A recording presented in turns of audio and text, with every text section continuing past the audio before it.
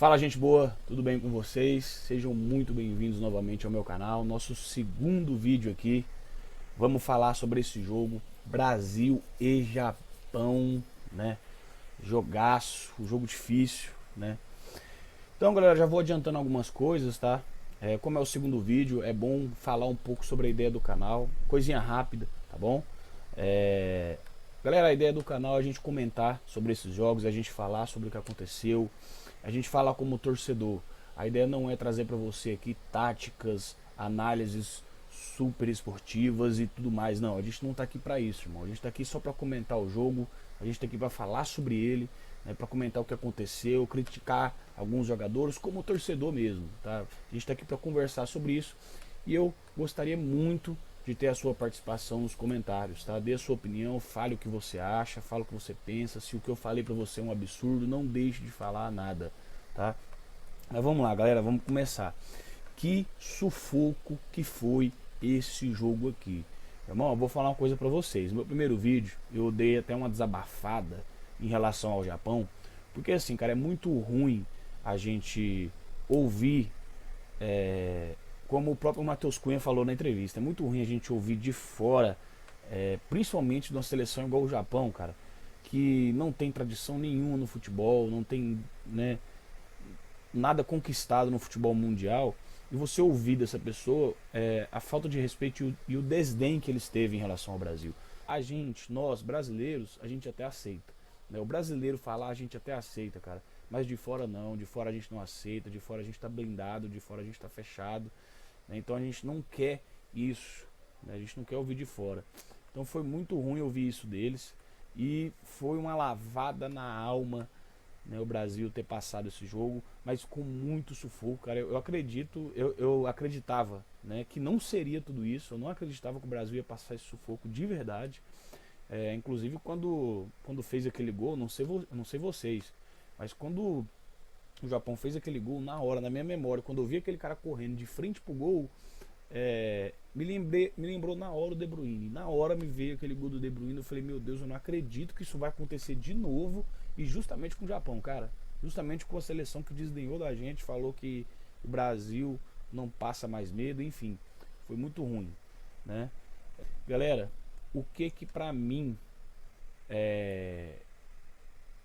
reflete o futebol brasileiro hoje? O que que pra mim fez com que o Brasil virasse aquele jogo ali ontem? Cara, isso daqui, ó. Coletivo. Amigo, futebol brasileiro, ele teve individualidade a história toda e vai continuar tendo. O Brasil não vai perder a sua individualidade. Os nossos jogadores são bons em questão disso daí. Vai ser a vida inteira. Nossos jogadores vão ser bons na questão da individualidade. Eles sempre vão sobressair nesse ponto. Mas uma coisa que o futebol brasileiro tinha perdido. A gente precisava recuperar isso. Era a coletividade. O Brasil não tinha o coletivo. O Brasil não tinha uma equipe que jogava junto, né, para sobressair o individual. Não era uma equipe que trabalhava a bola, não era uma equipe que pegava aquela bola, trabalhava, aí a bola caía no pé de algum jogador que tinha um individual bom e ele conseguia fazer alguma coisa. Não, antes era o seguinte, irmão, joga pros caras e os caras tentam resolver. E o Brasil hoje, né, mostra isso, mostra que aprendeu o coletivo.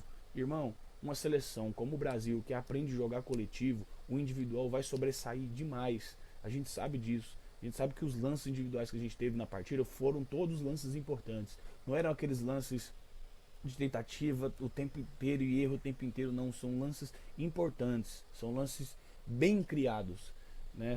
São lances que a gente, enfim, que a gente gosta de ver. Inclusive o gol mais bonito da Copa era para ter saído desse jogo, né, do Vinícius Júnior.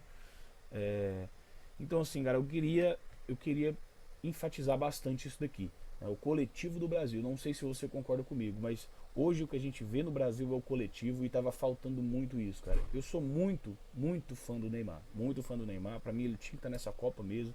Ele é muito importante ali, principalmente pelo futebol que ele pode entregar para a seleção.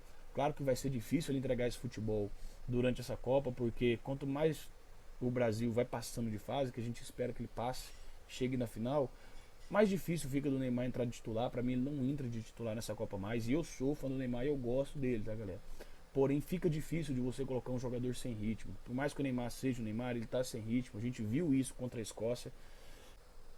Vai ficar um pouco difícil dele entrar. Ontem o jogo estava muito pegado, então eu não acreditei que ele entraria mesmo durante o jogo. E o Ancelotti mesmo falou que se fosse para ele entrar seria nas prorrogações. E, enfim, seria um grande reforço nas prorrogações, principalmente nas penalidades. Mas enfim, estou muito feliz com o coletivo do Brasil. O Brasil veio com o coletivo para essa Copa do Mundo e está evoluindo muito isso, Parece que a galera está realmente aprendendo a jogar junto. Seleção brasileira a gente não via isso, cara. A gente não via uma seleção que jogava junto. A gente não via a união, a gente não via, parece que o time nunca encaixava. O time nunca encaixava. E dessa vez a gente está vendo esse time encaixar, a gente está vendo esse time evoluir, né? Então isso é muito bom. O grande responsável por esse Brasil estar jogando desse jeito chama-se Carlo Ancelotti. Cara, o que esse cara fez no Brasil, meu amigo, é incrível o que esse cara fez no Brasil, tá? Pessoal, o negócio é o seguinte, pensa comigo, tá? Eu não vou falar sobre Tite, não vou falar sobre treinador específico. Vamos falar sobre um treinador brasileiro, sobre qualquer treinador brasileiro. Você pode pegar na sua cabeça agora qualquer treinador brasileiro. Na situação que o Brasil estava ali agora, naquele momento, o Brasil perdendo de 1-0, o Casemiro não estava jogando nada, né? Lucas Paquetá errando muito, saiu porque machucou, não foi tirado, saiu porque machucou. Danilo entregou um gol, irmão. Danilo entregou um gol. E Gabriel Martinelli, eu quero ver qual treinador brasileiro fazia esse tipo de substituição e manteria o Casemiro no jogo. Nem eu manteria o Casemiro no jogo, nem você manteria o Casemiro. Ninguém manteria o Casemiro no jogo. Ninguém. É por isso que esse cara aqui tem 5 Champions League, é por isso que ele está comandando a maior seleção do planeta Terra. Eu vi gente falando que o Brasil não evoluiu, né, nesse jogo contra o Japão. Eu vejo evolução, eu vejo muita evolução numa coisa que a gente não tinha, que era a resolução de problemas. Irmão, quando o Brasil passava por algum sufoco assim, a gente não via uma saída, a gente não via o Brasil resolvendo o problema. A gente não via. E ontem eu vi, né, aquele sentimento ruim de eliminação, de levar 1-0, daquele negócio de tipo assim, meu Deus, agora acabou, o Brasil não vai conseguir virar esse jogo, agora já era. E eu pensei isso, você pensou isso, todo mundo pensou isso. Mas o Brasil foi lá e resolveu. O Brasil foi lá e resolveu o problema. Ancelotti manteve o Casemiro, que voltou jogando outro jogo, metendo gol, né? Danilo melhorou ali um pouco, né? Mas mesmo assim levou muita bola nas costas. Eu não sei se era a ideia do Ancelotti botar o Danilo para subir desse tanto, sendo que ele já falou que não é a praia dele. Mas enfim, eu gostei muito do Brasil que a gente assistiu. Um Brasil que evoluiu sim. Um Brasil que evoluiu muito a resolução de problemas. Um Brasil que sabe passar sufoco. O Brasil pode não ter evoluído tanto no coletivo quanto no último jogo da Escócia, mas evoluiu sim na resolução de problemas. O Brasil sabe resolver problemas, sabe virar o jogo e sabe se portar em situações como essa que aconteceu contra o Japão. Eu fico muito feliz com isso, né? Então dá uma tranquilidade de no futuro, se a gente passar por uma situação, a gente ter a confiança de que possivelmente uma solução vai acontecer, né?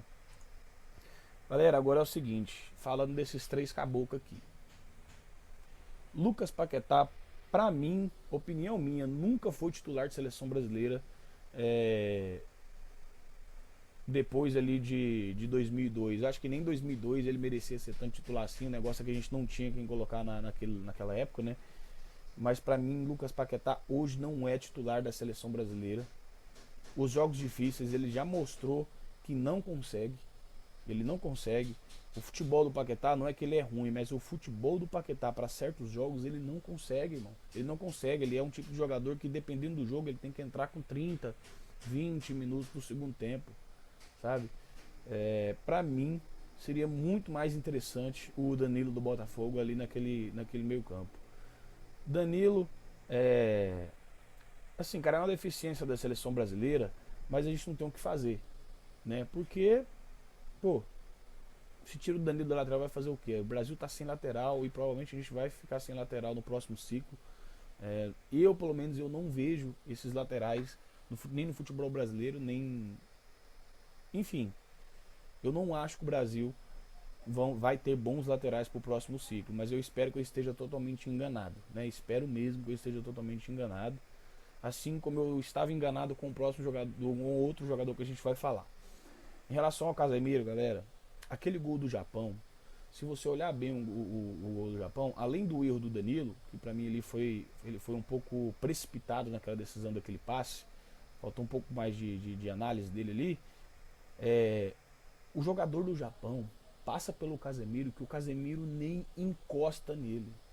O jogador passa pelo Casemiro como se o Casemiro fosse criança. Ele só joga pro lado e bota para frente e passa. Quando o Casemiro alcançou o jogador do Japão já estava chutando pro gol. Cara, ele foi um dos que salvou o Brasil, fez o gol, melhorou no segundo tempo. Mas, irmão, é porque ontem era o Japão. A gente precisa ver isso. Ontem era o Japão. É uma seleção boa, é uma seleção que está evoluindo, tem grandes jogadores, está com uma geração massa, mas era só o Japão. E ontem o cara passou por ele como se o Casemiro não fosse nada, como se ele fosse uma criança. Passou, chutou e fez o gol. Isso é preocupante sim, amigo. Porque uma seleção um pouco mais incisiva, uma seleção um pouco mais forte, aquele tipo de jogada vai acontecer, não é só uma vez para acontecer um gol, não, vai acontecer duas, três, o Brasil pode levar 2 gols, 3 gols. Amigo, para você correr atrás disso contra uma seleção forte é quase impossível. Então, para mim, mesmo com o jogo do Casemiro, mesmo ele tendo melhorado, fazendo aquele gol, eu ainda prefiro o Fabinho na posição dele. E a gente ainda precisa melhorar essa volância do Brasil, porque não está passando confiança. Tá acontecendo erros ali que não podem acontecer. Era Bruno Guimarães. Esse cara a gente precisa falar sobre ele.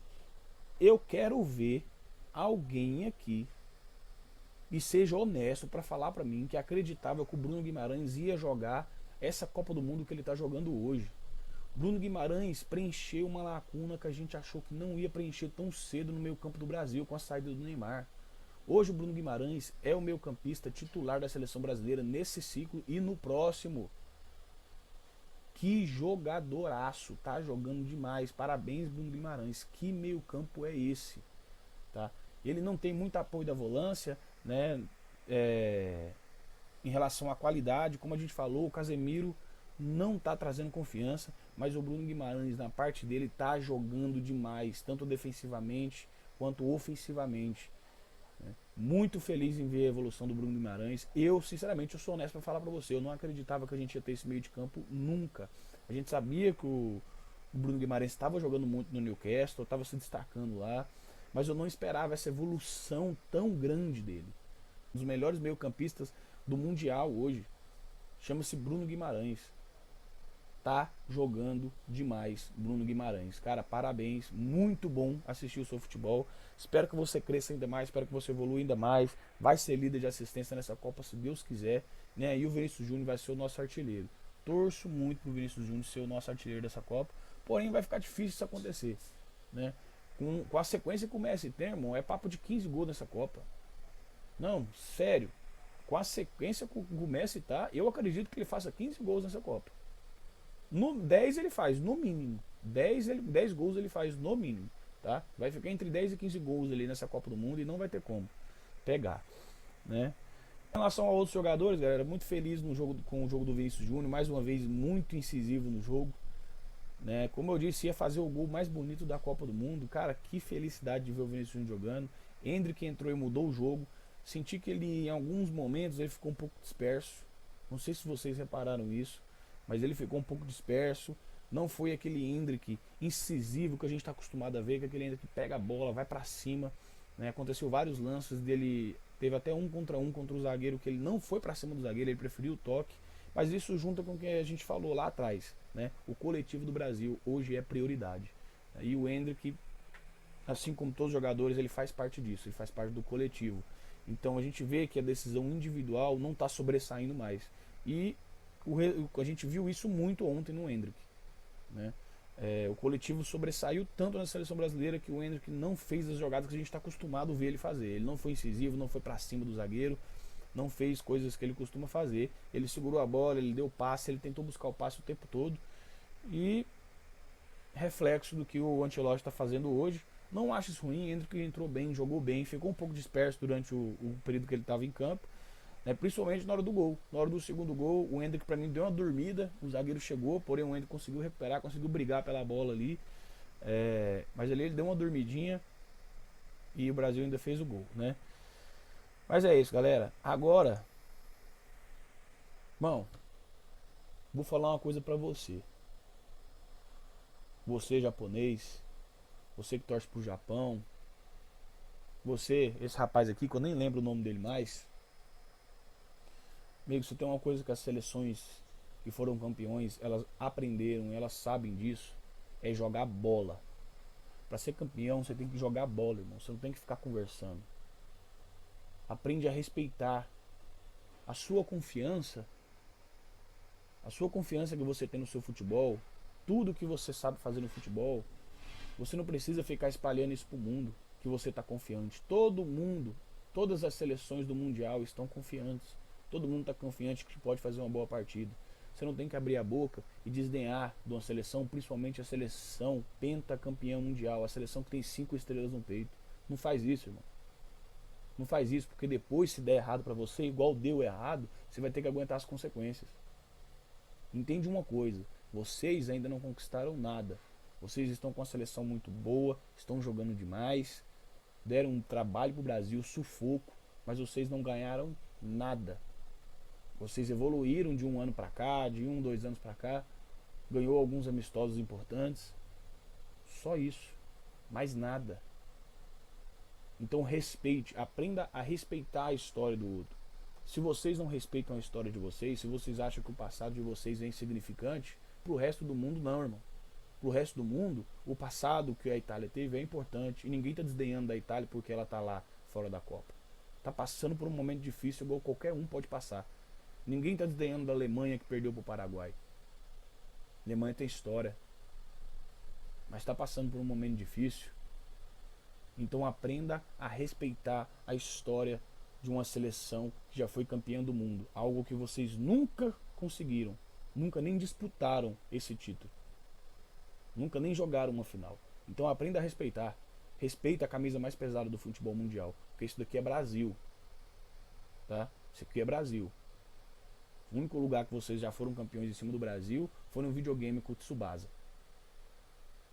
Então respeita, aprende a respeitar que isso daqui é Brasil.